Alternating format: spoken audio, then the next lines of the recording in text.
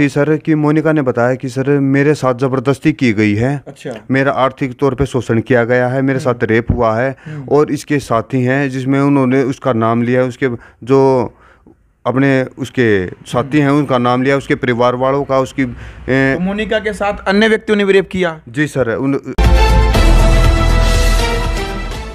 तो फिर किस टाइम पर एसपी साहब मिल लिए और थाने के चक्कर काट लिए, महिला आयोग की चेयरमैन से मिल लिए, तो फिर अनिल विज के दरबार में अनिल विज साहब से कब मिले फिर आप? हम सर अनिल विज साहब से 3 दिसंबर को मिले सर जी।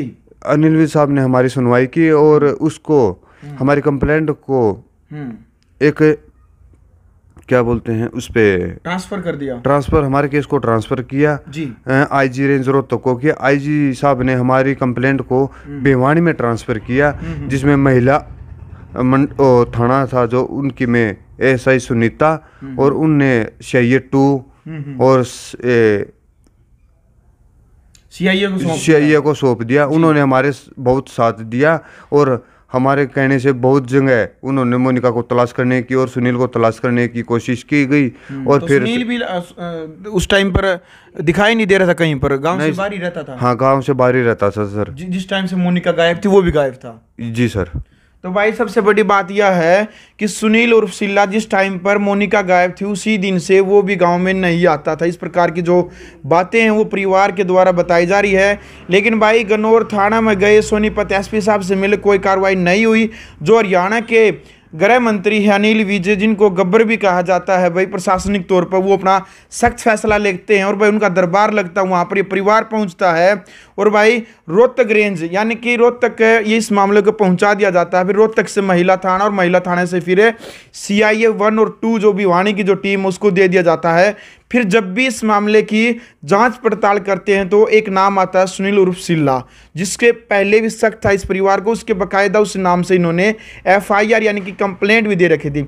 अच्छा, सुनील उर्फ सिल्ला के साथ आपके कोई पहले कोई आपसी रंजिश, कोई झगड़ा, किसी प्रकार का कोई विवाद था? नहीं सर, कोई झगड़ा नहीं था, कोई विवाद नहीं था सर। वो हमें हमारी कंप्लेंट देने के बाद हम पे अपने साथियों के साथ मिलकर हरेंद्र पुगथड़ा है और संदीप कड़खे गांव का है, लोहारे कड़खा मतलोडे के पास पड़ता है सर।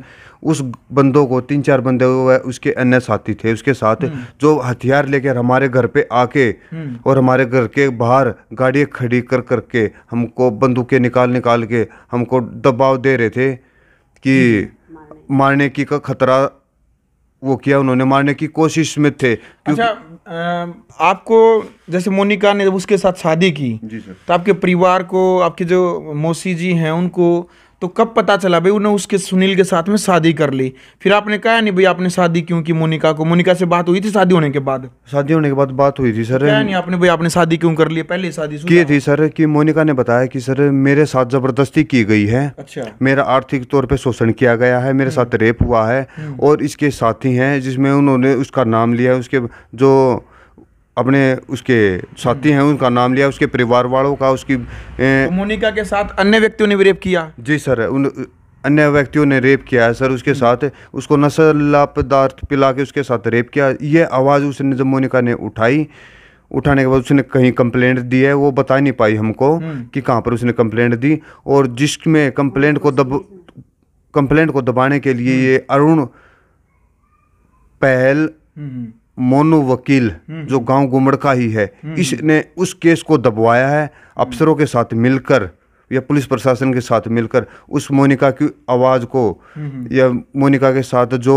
गैंग रेप हो रहे थे वो उनको दबवाया पुलिस प्रशासन के साथ या अपनी जान पहचान, क्योंकि लाइजेशन उसके सतबीर जो उसका साडू है सुनील उर्फ सिल्ले का और एएसआई सतीश और उसकी बुआ का लड़का रविंदर बुढ़श्याम से और ये मोनू वकील और इसके अन्य साथियों से मिलकर इस घटना को अंजाम दिया गया है।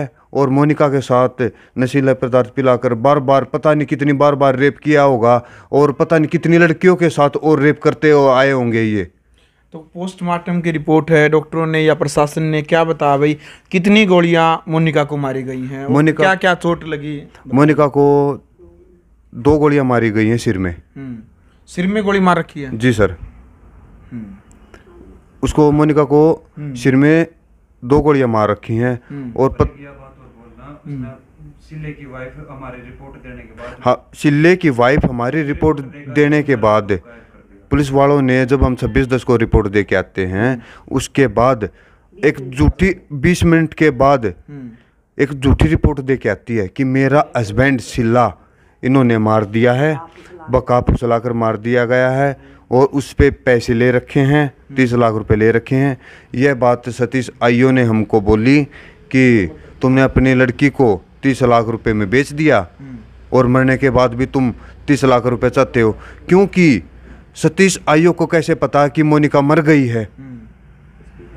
उसकी घरवाली ने उसको कुछ बताया है या उसके अन्य साथियों ने, जो मोनू वकील है या सतवीर है, उसका साडू है, जो, यानी कि इस मामले में यदि अच्छे से प्रशासन जांच करेगा तो कई परतें खुलेंगी और कई चेहरे सामने आएंगे। आपका कहने का मतलब है कि अकेला सुनील उर्फ सिल्ला इस कांड में शामिल नहीं है, कई और व्यक्ति शामिल इस केस जी सर, इसमें कोई और अन्य व्यक्ति शामिल हैं सर इस केस में, क्योंकि ये पता नहीं, हमारी लड़की के साथ तो ऐसा हुआ है जो जिसको हमें पता चल गया, उसकी डेड बॉडी की शनाख्त होगी और जिसका हमें हमारे साथ, और पता नहीं कितनी लड़कियों के साथ, और इन्होंने कनाडा कितनी दिन रही थी आपकी बहन? मेरी बहन सर 5 जनवरी 2022 को पढ़ाई करने के लिए गई थी, जॉब करने के लिए? ये पढ़ाई करने के लिए गई थी सर। अच्छा जी सर। तो आप अबे सुनने भी, आप भी 5-6 महीने लगा दिया आपने अपनी बहन को ढूंढने के लिए, दिन रात एक कर रहे थे आप? जी सर, मैं सेना में हूँ सर, मैं ITBP में हूँ सर, 50 बटालियन मदनपुर पंचकुला में सर। जी।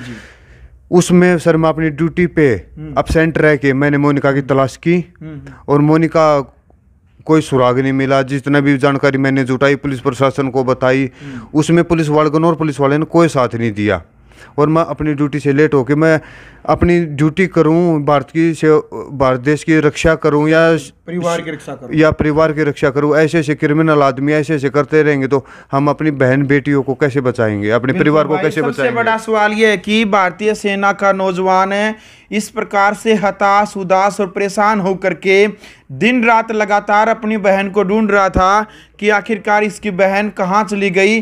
कनाडा से आने के बाद भी कनाडा भी चली जाती है, लेकिन जो लगातार जो बातचीत होने लग रही थी परिवार की, एकदम बातचीत होनी बंद हो जाती है। तो परिवार उसी दिन से सदमे में था कि कहीं ना कहीं हमारी बेटी के साथ में कोई न कोई अनहोनी न घटित हुई। और वही आज 2-3 दिन पहले अब खुलासा होता है, CIA 2 की जो टीम है वो करती है कि इस प्रकार से गोली मार करके उनकी हत्या कर दी है गाँव के ही सुनील उर्फ सिल्ला ने।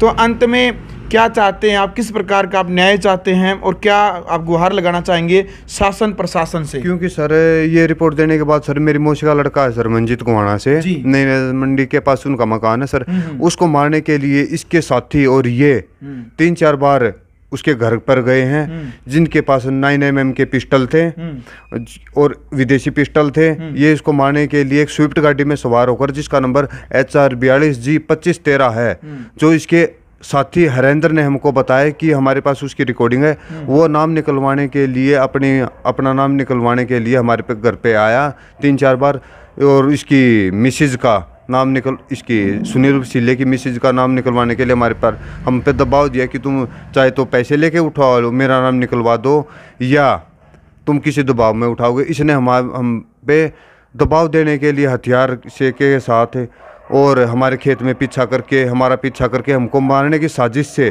हमारा पीछा भी किया गया, हम पे हमारे घर पर अटैक भी करवाए गए। और पता नहीं, हमको पूरा डर है कि ये मेरे परिवार को, हमको जान से अपने साथियों के साथ मिलकर जान माल की हानि पहुंचा सकता है किसी भी टाइप। हमको सुरक्षा दी जाए और कोई भी कार्रवाई पुलिस प्रशासन ने पुलिस प्रशासन ने हमारे साथ कोई भी अच्छा व्यवहार नहीं किया। मैं सेना में होकर भी ये पुलिस वाले मेरे को अरेस्ट करने के लिए और ना ही हमारी वो एप्लीकेशन पे कुछ सुनवाई करते हुए हम देश की सेवा करेंगे या अपने परिवार की सेवा करेंगे, आप ही बताइए सर। चलो भाई, फिलहाल देखो भाई इतना भावुक है कि अपनी बहन को लेकर के इतने चक्कर काट रहे हैं भाई बार बार, और भाई मानसिक तौर पर भी आप खुद भी देख सको हो भाई इतना परेशान हो रहा है कई महीनों से। और आज जब इनको पता चला है कि भाई हमारी बहन के साथ में इस प्रकार से एक बड़ा षड्यंत्र और बड़ी साजिश रची गई है, तो भाई पैरों तले जमीन निकल गई और रो रो करके बुरा हाल है परिवार का जब इनको पता चला कि भाई हमारी बहन के साथ में इस प्रकार की वारदात हुई है।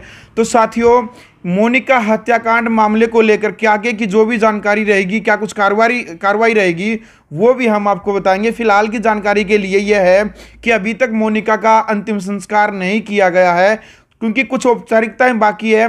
जैसे ही आगे की प्रक्रिया रहेगी, इस मामले में कोई भी तथ्य जुड़ता है तो आपके सामने जरूर लेकर के आएंगे। कमेंट बॉक्स में आप अपनी राय रखें और वीडियो को ज़्यादा से ज़्यादा शेयर कीजिएगा। ग्राउंड मीडिया के लिए अपने कैमरामैन शोगिंजार के साथ सोनीपत जिले से मैं जब भारद्वाज।